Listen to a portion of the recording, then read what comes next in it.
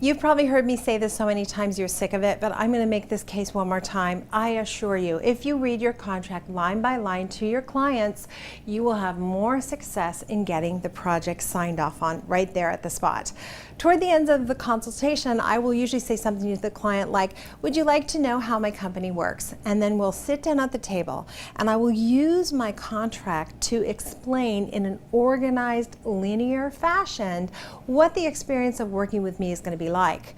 I found that when I used to wing it, I would gloss over stuff. In fact, sometimes I would gloss over the money stuff because that made me feel a little uncomfortable. And that left a gaping hole in the client's knowledge.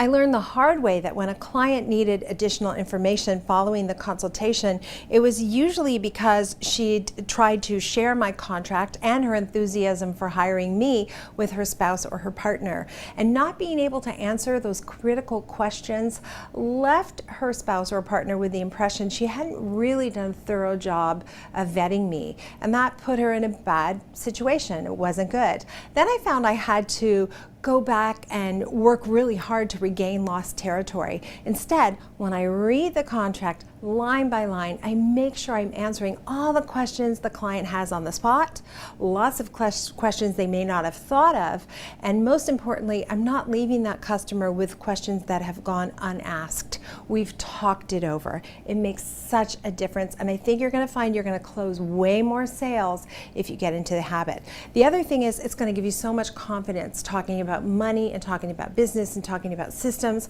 Once I had done it 5, 6, 7 times, you know what? I got good at talking about those things. The very things I was afraid of at the beginning, I got really good at talking about. So I assure you, trust me, try it. Read your contract line by line before you leave the consultation. Don't just leave it on the table and bolt. Read it to the customer and let them know you want the job.